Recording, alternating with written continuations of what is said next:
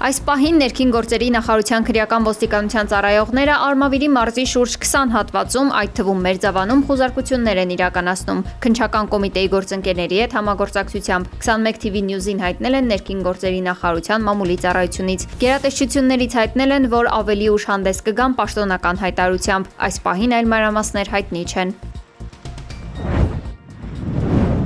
Քննչական կոմիտեի փորձագետը չի հաստատել, որ սկանդալային տեսանյութում Արշակ arczepiskopos Խաչատրյանն է։ Այսօր մամուլի ասուլիսում ասել է նրա պաշտպան Արսեն Բաբայանը։ Պաշտպանի խոսքով 3 պետություններից՝ Ռուսաստանի Դաշնություն, Սերբիա եւ Չեռնոգորիա, միջազգային փորձագետների եզրակացությունները եւս հաստատում են, որ տեսագրությունները կեղծ են։ Բաբայանի խոսքով քննչական կոմիտեի նշանակած դատատեսաձայնագրային փորձաքննության ընթացքում ուսումնասիրվել է միայն այն հարցը, արդյոք տեսանյութում Արշակ Սրբազանն է, թե ոչ, իսկ Գրության իրական կամ կեղծ լինելու վերաբերյալ դիտարկումներ չեն եղել։ Մեկ այլ բանից է դժել Արշակ Սրբազանը,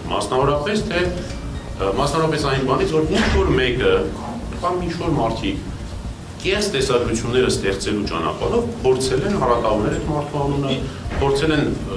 ատելություն սերմանել Արշակ Սրբազանի եւ ընդհանրապես եկեղեցու նկատմամբ։ Եվ հետեւաբար գործի քննության ուղղություններից մեկը կամ մեր համոզմամբ միակ ուղղությունը դա պետք է լինի եւ հետեւաբար պետք է քննություն իրականացվի այդ ուղղությամբ եւ հայտնաբերվեն այն անձին,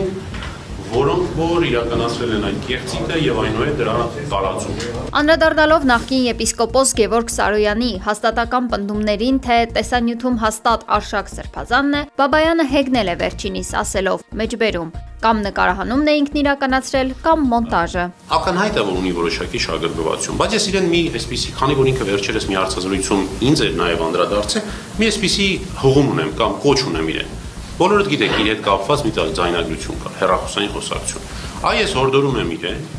քանի որ ինքը պնդում է, թե այդ ձայնագրությունը հեռախոսային կեղծ է, ես հորդորում եմ իրեն ինքն էլ միջազգային փորձաքննություն նշանակի եւ այդ միջազգային փորձաքննությունով իր ասածը փորձի հաստատել։ Տեսնենք, ընդ որում պարտադիր չի միջազգային փորձաքննություն, այդ փորձաքննությունը նաև Հայաստանի Հանրապետությունում էլ կարող է իրականացնել։ Պաշտպանը շեշտել է, քննության առանցքային հարցը պետք է լինի պարզել, թե տեսանյութի ստեղծողներն ու տարածողները ովքեր են։ Բավարար են տվյալները, որպեսզի փորձագետը հաստատի կամ հերքի։ Խոսանորոգման աշխատանքներ են անում, առանց պիտումի։ Ակտիվիստ Արթուր Չախոյանը կրկին տեսանյութ է հրապարակել, նշելով, որ ասֆալտապատում իրականացնող ընկերությունը չունի բիտում փչող սարք։ Ակտիվիստի խոսքով ասֆալտի ժամանակի շուտ քայքայման պատճառը իրականում ոչ թե աղի չափից շատ քանակությունն է, այլ ոչ նորմալ ասֆալտապատում իրականացնելը։ Մեջբերում մենք քարի դարում ենք ապրում, հակառակ դեպքում չայնիկով ասֆալտ չէին փռի։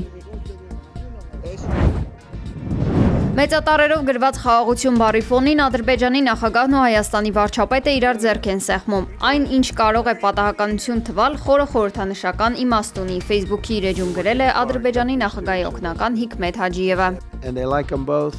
Դոնալդ Թրամփը որպես խաղաղության խորհրդի հիմնադիր նախագահ կրկին ընդգծել է Ադրբեջանի եւ Հայաստանի միջև խաղաղության օրակարգը։ Գրել է նա. ԱՄՆ-ում կայացած խաղաղության խորհրդի առաջին նիստում նախագահ Դոնալդ Թրամփը կրկին անդրադարձել է հայ-ադրբեջանական հարաբերությունների կարգավորմանն ու խաղաղության հաստատմանը, որը, ինչպես ինքն է ասել, հնարավոր է դարձել իր շնորհիվ շուրջ 32 տարի անց։ Փաշինյանն ու Ալիևն էլ իրար ձեռք են սեղմել իբրև համաձայնություն, չնայած որ իր խոսքի ընթացքում Թրամփն է հորդորել ոտքի կանգնել։ ԱՄՆ փոխնախագահ Ջեյդի Վենսը, որ օրեր առաջ պաշտոնական այցով Հայաստանում էր, շնորհակալություն է հայտնել Փաշինյանին ու Ալիևին, ցույց տալու համար, թե ինչի կարելի է հասնել իրական առաջնորդության միջոցով։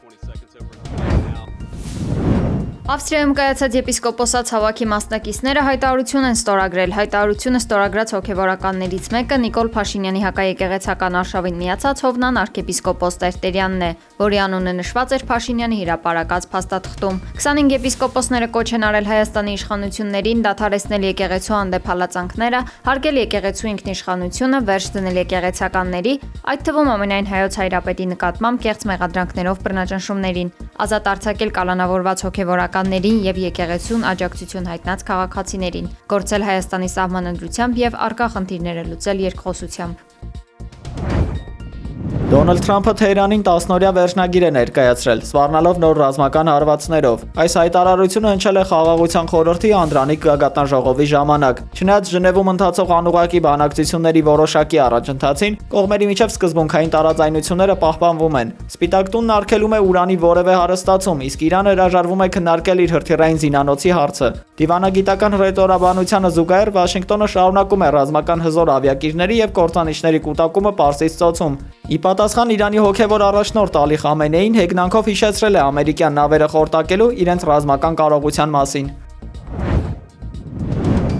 Էփշտեյնի գործով շուրջ 12 ժամ տևած հարցաքննությունից հետո նախկին արքայազն Էնդրյուն ազատ է արձակվել։ Մեծ Բրիտանիայի Չարլզ III թագավորի կրտսեր եղբոր Էնդրյուի ձերբակալման մասին փետրվարի 19-ի առավոտյան հաղորդել էր BBC-ն։ Հեռուստաալիքի տեղեկություններով թագավորի եղբայրը ձերբակալվել էր պաշտոնական դիրքի չարաշահման կասկածանքով։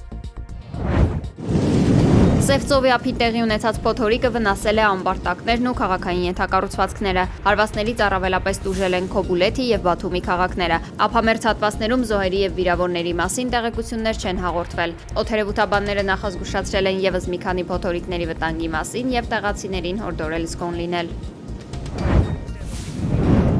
Վլադիմիր Զելենսկին հանձնարարել է իր խորհրդականներին մշակել ռազմական գործողությունները եւս 3 տարով շարունակելու ծրագիր, ասել է Wall Street պարբերականի լրագրողը հղում անելով իր ուկրաինական աղբյուրներին։ Ավելի վաղ այս թեմային անդրադարձել էր նաեւ Արդար Ռուսաստան կուսակցության առաջնորդ Սերգեյ Միրոնովը։ Russia Today-ի հետ զրույցում նա հայտնել էր, որ Զելենսկուն եւ նրա թիմին խաղաղություն պետք չէ։ Այդ պատճառով նա սադրիչի դեր է տանում։ Միրոնովը նաեւ նշել է, որ Կիևի արևմտյան հովանավորները նպատակ ունեն ամեն գնով ձախողել բանակցային գործընթացը։ Ստավրոպոլում Կիևի գործակալի են հայտարարել է Ռուսաստանի անվտանգության դաշնային ծառայությունը։ Նա աբեկչական հարձակում էր պլանավորում հայրենիքի պաշտպանի օրվա տոնակատարության ժամանակ։ Տղամարդը պետք է պայթեցներ հայրենիքի պաշտպաններ հիմնադրամի Ստավրոպոլի մասնաճյուղի շենքը եւ հարակից այգին։ Նա ձերբակալվելիս զինված դիմադրություն է ցուցաբերել, սակայն հանցագործին անվտանգության աշխատակիցները չեզոքացրել են պատասխան կրակով։